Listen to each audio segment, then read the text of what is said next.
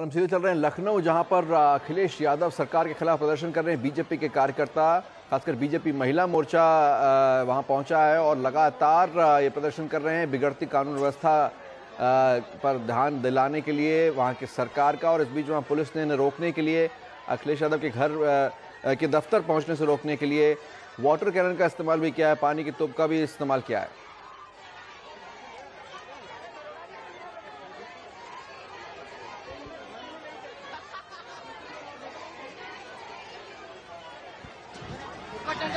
लगातार ऐसे मामले उत्तर प्रदेश में आ रहे हैं जिनमें दलित महिलाओं के साथ बलात्कार, हत्या या फिर आमतौर पर महिलाओं के खिलाफ अपराध बढ़ रहे हैं और कई बार पुलिस वाले ही खुद आरोपी होते हैं। और ये आप देख रहे हैं पानी की बौछार से इन्हें रोकने की कोशिश।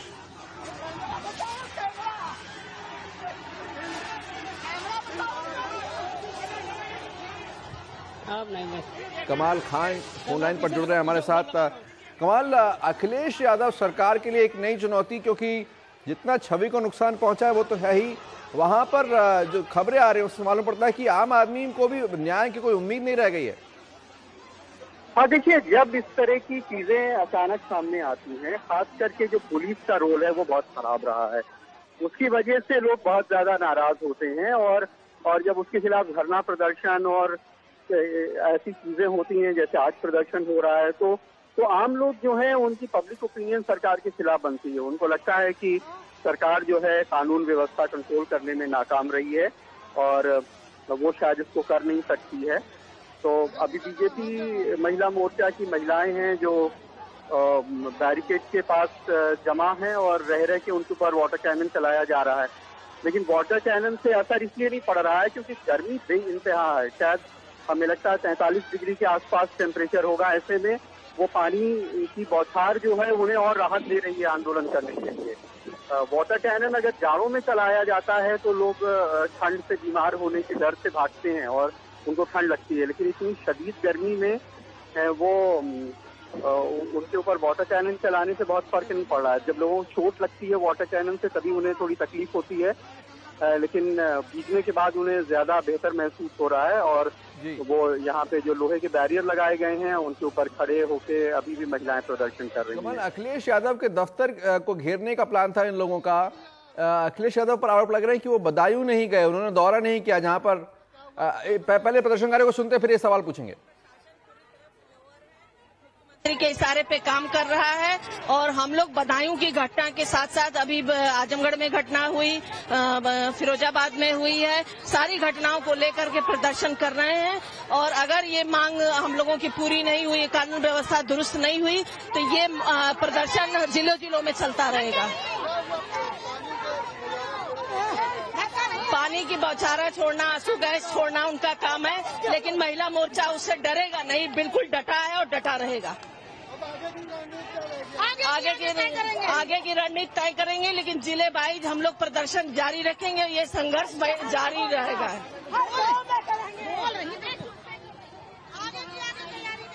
तो प्रदर्शनकारी बीजेपी महिला मोर्चा के ये कह रहे हैं कि आगे प्रदर्शन जारी रखेंगे। कमाल खान से हम चर्चा कर रहे थे। कमाल, अखिलेश यादव पर आरोप लगा कि उन्होंने दौरा नहीं किया बदायूं का, जहां पर राहुल गांधी, मायावती, मीरा कुमार और आज रामविलास पासवान पहुंचे हैं। क्या कहना है अखिलेश यादव का उसके जवाब में?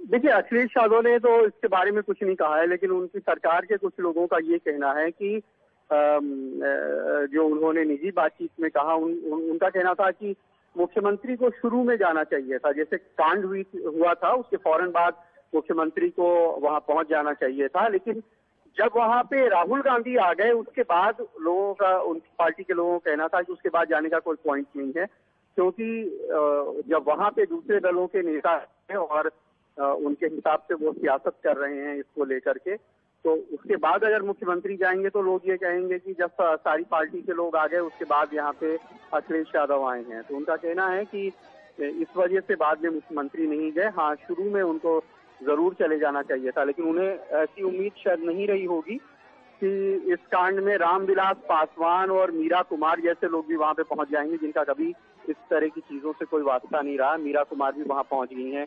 रामविलास पासवान, जिनका बदायूं से किसी तरह का कोई संबंध नहीं है, बिहार में भी जिनकी कोई मोदी के लहर में जीतने के पहले कोई बहुत बड़ी ऐसी ताकत नहीं थे वो, तो जब इतने तरह के लोग वहां पे आ गए तो अब मुख्यमंत्री का वहां पे जाना मुनासिब नहीं, ऐसा उनके कुछ करीबी लोगों का कहना है। लगातार उत्तर प्रदेश की सरकार पर गंभीर आरोप की बिगड़ती कानून व्यवस्था को संभाल नहीं पा रही है। इनका पानी भी खत्म हो गया है, अब पानी इनकी आंखों का मरना बाकी है। जब तक वो नहीं मरेगा हम तब तक संघर्ष करेंगे। समय पे बताएंगे। दो अधिकारियों को दे दो। आओ। कमाल, क्या ये एक जिस तरह लोकसभा चुनाव में भारी जीत मिली है बीजेपी को उत्तर प्रदेश में 70 से ज्यादा सीटें, ये उसका भी क्या असर है? एक अपनी कॉन्स्टिट्यूंसी को वो बनाए रखना चाहेगी बीजेपी और समाजवादी पार्टी जिसकी सीटें 5 पर सिमट गई हैं उत्तर प्रदेश में, तो ये क्या एक वो भी भावनाओं का टकराव भी है उसके बाद से? हाँ देखिए, एक तो सरकार की किरकिरी हुई है इन सारी चीजों को लेकर के। बीजेपी की उत्तर प्रदेश में विधानसभा चुनाव तक बहुत बुरी हालत रही है और बहुत थोड़ी सी उसकी सीटें हैं। उसके धरना प्रदर्शन में कभी कोई नहीं आता था।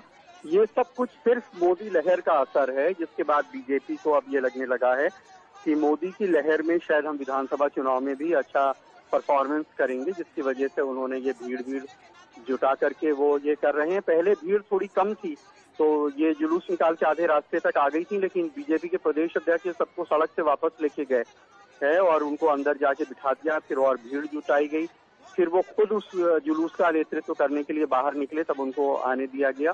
तो जाहिर सी बात है कि वो एक माहौल बनाने की बात है कि कैसे हम ज्यादा भीड़ जुटा के एक मैसेज दें और माहौल बनाएं कि इतने लोग जो हैं वो सरकार के खिलाफ सड़क पे उतर रहे हैं। कमाल, कुछ और प्रदर्शनकारियों की बात सुनवा रहे हैं, कुछ और प्रदर्शनकारियों की बात सुनवा रहे हैं दर्शकों को। महिलाओं के साथ अभी यहीं पे हम लोग धरना पहले बैठे यहीं पे प्रदेश की सरकार।